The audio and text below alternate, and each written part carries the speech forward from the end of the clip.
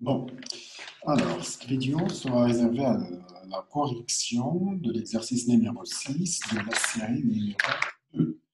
Alors, exercice, je crée l'énoncé, donc exercice, alors, soit F, l'application linéaire, alors F, il est de R2 de X à valeur dans R3, il y a un polynôme P, donc fait associer P de 0, P de 1 et P de 0 moins P de 1. D'accord? Donc la valeur de P de 0 moins P en 1. D'accord? Alors, maintenant, on met R2 de X et R3 de leur base canonique respective P et P'. Alors, P, c'est la base, donc B égale à 1 x carré, donc c'est la base canonique de R2 de X. Et B', c'est la base canonique donc, de R3. E1, E2, E3, la base canonique de R3. La base canonique de R3. D'accord. OK. Alors maintenant, la première question.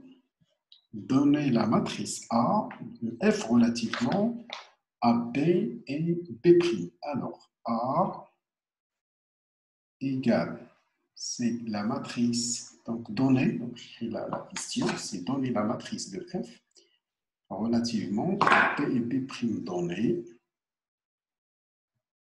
la matrice A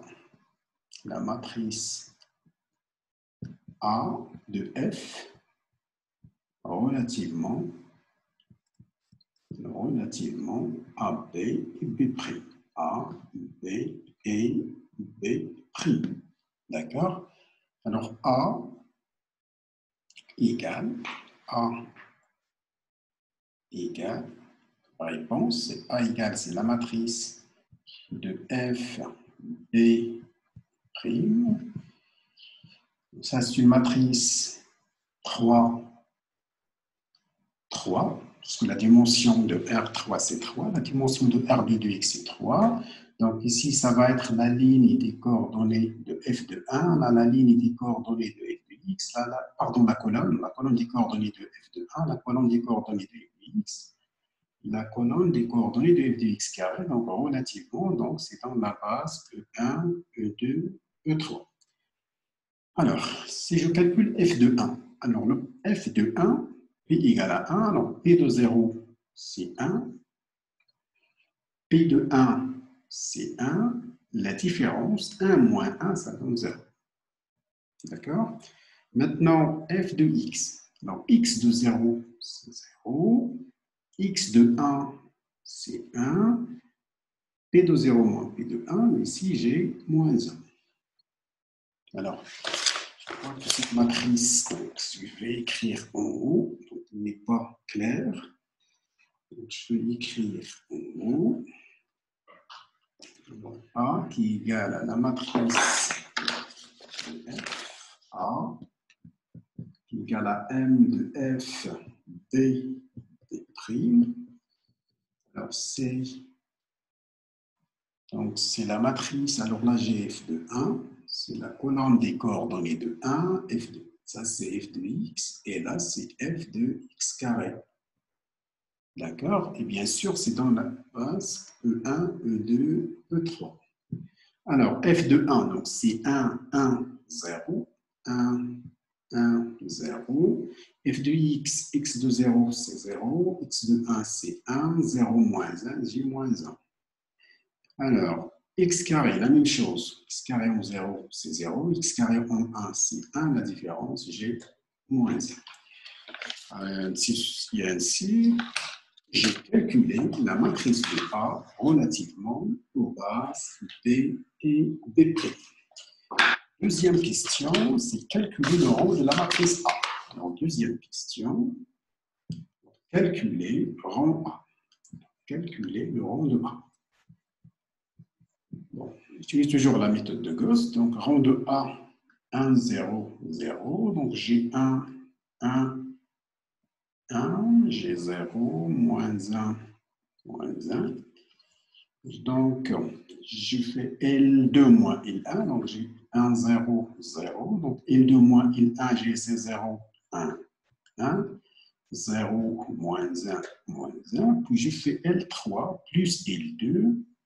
Donc, j'ai 1, 0, 0, 0, 1, 1. L3 plus L2, donc j'ai ici 0, 0, 0. Alors, combien de lignes non nulles? Donc, j'ai 2. Il s'ensuit que le rang de A égale à 2. J'ai 2 lignes après échelonnement. J'ai 2 lignes non nulles. Il s'ensuit que le rang de A égale à 2. Il s'ensuit que le rang de A égale à 2. Il s'ensuit que le rang de A égale 2. Égale à 2. D'accord? Ça, c'est la deuxième question. Alors maintenant, l'application F est-elle surjective? On sait que rang de F, le rang de F, c'est égal à le rang de l'une de ces matrices dans une base par relativement à une base de R3 ED de X, une base de R3. Alors, rang de F, c'est rang de A. C'est le rang de sa matrice égal à 2. D'accord? Alors, maintenant, le rang de F, c'est la dimension de l'image. Donc, on obtient que la dimension de l'image de F est différente de la dimension de R3. D'accord? D'où, ceci implique, alors, c'est-à-dire, on obtient donc, la dimension de M, hein, donc MF, il est différent, parce qu'il n'a pas la même dimension, donc il est différent de R3. Bon, c'est un sous-espace qui n'a pas de dimension, il est différent de R3, d'où F n'est pas surjectif. F n'est pas surjectif. D'accord? Très bien. Maintenant, la question 4. Alors, la question 4. Alors, la question 4, donnez la dimension du noyau de F. Donc, 4, toujours le théorème de rang. Alors, on a la dimension du Kerr, c'est la dimension de l'espace de départ moins le rang. Alors, dimension de Kerr F égale cette dimension de R2 de X. Dans ce cas, c'est l'espace de départ moins le rang de F. Alors, ça égale, donc ça c'est 3 moins 2, donc ça donne 1. La dimension du noyau égale à 1. Cinquième question. L'application F est-elle injective? Alors, comme leur dimension comme dimension de Kerr de F égale à 1, Kerr F est différent de 0. Comme dimension de Kerr F égale à 1, Kerr F est non réduit au vecteur nul. Donc, il est différent de 0. D'où F n'est pas injective. D'où F n'est pas injective. N'est pas injective.